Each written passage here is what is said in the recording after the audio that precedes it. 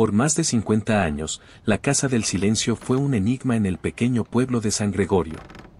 Se erguía al final de la calle principal, solitaria y en decadencia, con ventanas que parecían ojos huecos observando a quienes pasaban. Susurros de tragedias pasadas envolvían la propiedad, y ningún valiente había osado quedarse allí más de una noche.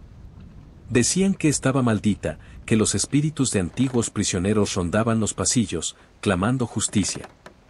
Sin embargo, la verdadera historia de la casa permaneció oculta hasta que Adrián Suárez, un periodista de investigación, decidió descubrir la verdad. Lo que halló fue más aterrador que cualquier leyenda. San Gregorio no era un pueblo como otros. Sus calles empedradas y su aire melancólico albergaban secretos enterrados en el tiempo. La Casa del Silencio había sido por décadas el epicentro de historias sobre apariciones, sombras que se movían en la oscuridad y gritos que rompían el silencio de la noche. Los lugareños aseguraban que la familia que la construyó, los Montemayor, desapareció sin dejar rastro.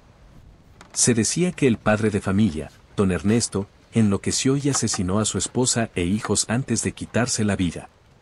Otros afirmaban que los Montemayor jamás existieron, que la casa había estado vacía desde siempre, condenada a servir de refugio a presencias invisibles. Pocos se atrevían a acercarse, y quienes lo hacían nunca regresaban los mismos. Adrián Suárez llevaba años escribiendo sobre mitos urbanos, desenmascarando fraudes y explicando con lógica sucesos que parecían inexplicables. Cuando escuchó sobre la Casa del Silencio, supo que era su próximo gran reportaje. «Es un lugar maldito», le advirtió el anciano dueño de la fonda donde se hospedó. «No vas a encontrar nada bueno allí». Pero Adrián no creía en maldiciones. Lo primero que hizo fue revisar los registros históricos del pueblo. Lo que encontró fue sorprendente. Antes de la construcción de la casa, en ese mismo terreno había existido una penitenciaría, la cárcel de San Gregorio. La cárcel de San Gregorio operó entre 1860 y 1920. Era un lugar de castigos inhumanos, donde los presos, en su mayoría acusados de delitos menores, eran sometidos a torturas brutales. Los guardias, corruptos y sádicos, disfrutaban de su poder absoluto sobre los internos. Se decía que en los sótanos había celdas sin luz, donde los prisioneros eran encerrados hasta perder la cordura. Otros eran colgados por las muñecas hasta que sus cuerpos cedían por el peso. Y los más desafortunados simplemente desaparecían. En 1920, un incendio destruyó la penitenciaría. Oficialmente, la causa fue un accidente, pero en los archivos Adrián encontró rumores de un motín. Los presos, desesperados, habían prendido fuego a las celdas intentando escapar. Muchos murieron quemados vivos, mientras los guardias los observaban sin intervenir. Décadas después, la familia Montemayor compró el terreno y construyó su casa justo sobre las ruinas de la prisión. Sin saberlo, dormían sobre un suelo impregnado de sufrimiento. Adrián consiguió el permiso para entrar a la casa. Se instaló con su cámara y grabadora, decidido a pasar la noche. Desde el primer momento, sintió el ambiente cargado, como si la casa respirara a su alrededor. El silencio era espeso. Caminó por las habitaciones polvorientas, iluminando con su linterna los muebles cubiertos con sábanas. Cerca de la medianoche, los sonidos comenzaron. Pasos en el piso superior. Golpes sordos en las paredes. Un murmullo ahogado que parecía provenir del sótano. Respiró hondo y bajó con su linterna. Las escaleras crujieron bajo su peso. El sótano era un lugar angosto, con un suelo de piedra desnuda. Pero lo que encontró lo dejó helado, marcas de garras en las paredes y lo que parecían ser grilletes oxidados aún sujetos al muro. Encendió su grabadora. Si hay alguien aquí, quiero escucharlo. El silencio fue absoluto, pero cuando reprodujo la grabación, un susurro emergió entre el ruido estático. Nos quemaron vivos. Adrián sintió un escalofrío recorrerle la espalda. Lejos de huir, decidió quedarse una noche más.